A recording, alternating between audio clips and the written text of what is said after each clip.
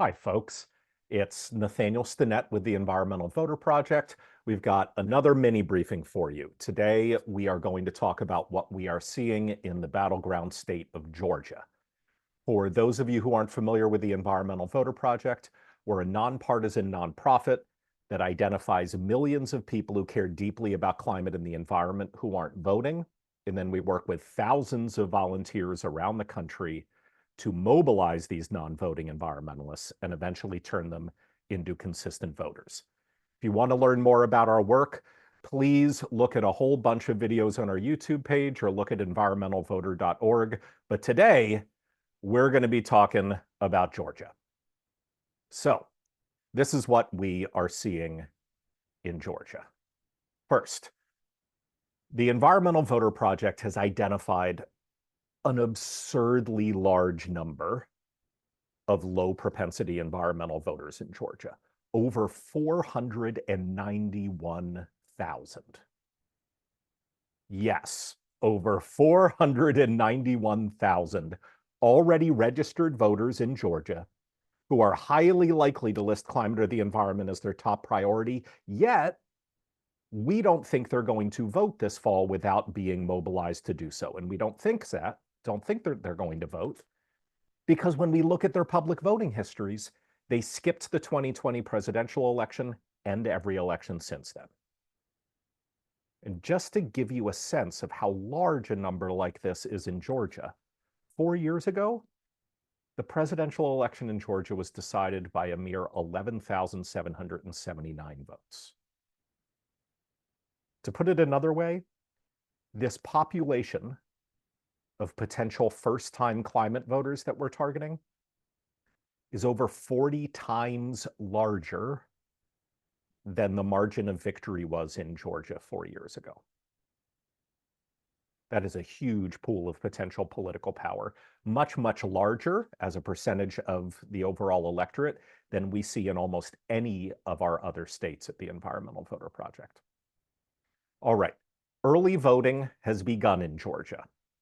We're recording this on the morning of October 16th. Yesterday, on the first day of in-person early voting in Georgia, they broke records, and not just by a little bit. They shattered records for the number of ballots cast in the first day of early voting. They more than doubled the previous record from 2020.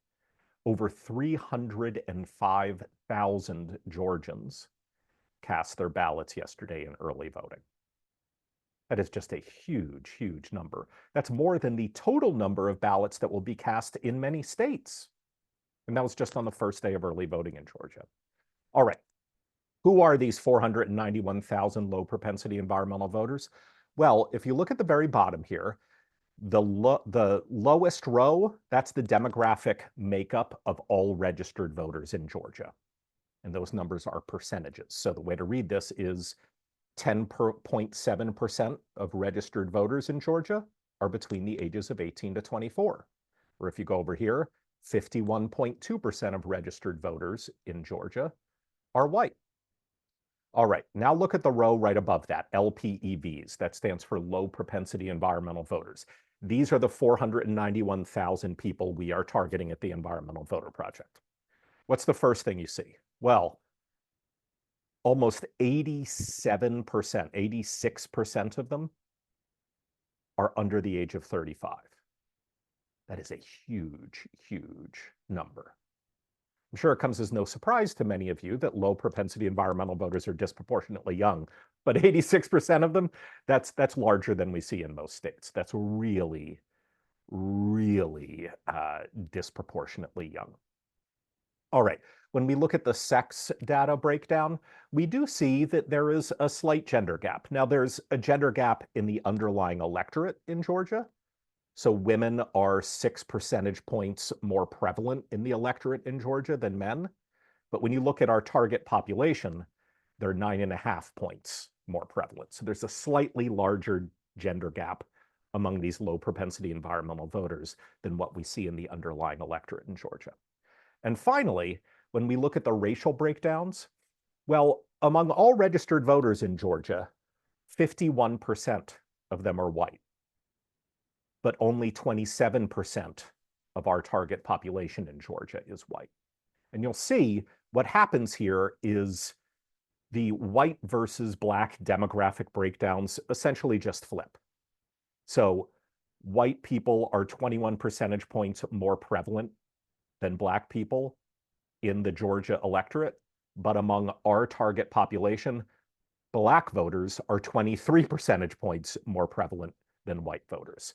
So this population of low propensity environmental voters in Georgia is really, really disproportionately made up of people of color, and that's largely driven by black voters. All right.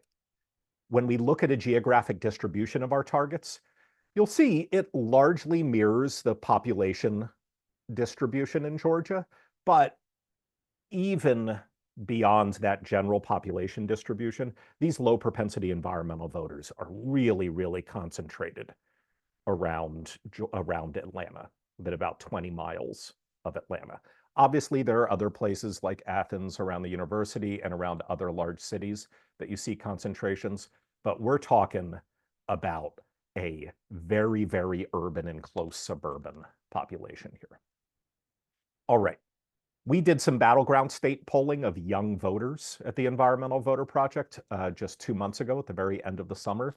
And one data point that I thought was worth bringing up again was this. When we asked young registered voters how complicated voting laws were in their state, 33% of young voters in Georgia said that their laws were either fairly complicated or very complicated. Now, you might look at this poll and you might say, well, there's a lot of green there, Nathaniel. This is good news. A lot of young voters think that voting laws are actually fairly simple. I wouldn't view it that way. First of all, we were only polling people who were already registered to vote. And if you're polling people who are already registered to vote and a third of them in Georgia still think that the voting laws are complicated, I would say that's something to be concerned about. And I bring this up simply to note that it is actionable data. This highlights the importance of simply messaging around how to vote and voting logistics, because a lot of people, even already registered voters in Georgia and elsewhere, don't fully understand how to go about casting a ballot. And we need to bear that in mind. The presidential race is excruciatingly close in Georgia. This is a polling average taken from 538.com. You can see that it has stayed excruciatingly close pretty much ever since Kamala Harris entered the race.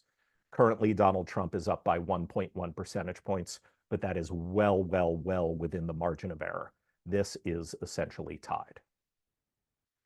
At the Environmental Voter Project, we are still trying to raise $110,000 to meet our baseline budget.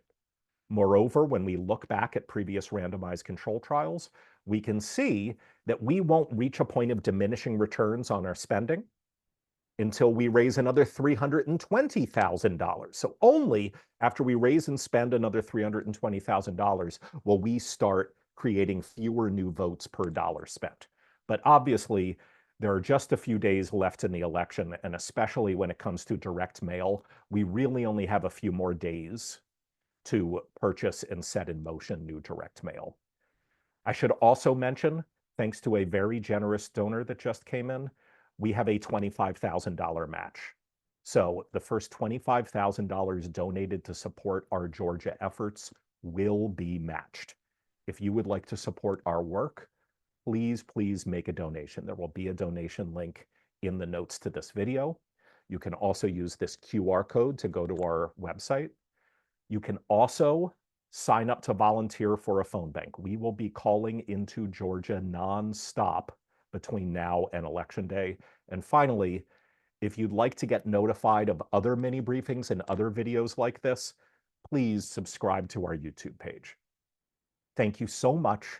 We really love having informed volunteers and donors and followers. So share this video with your friends, get involved, donate, volunteer, and subscribe to our YouTube page. Thank you so much.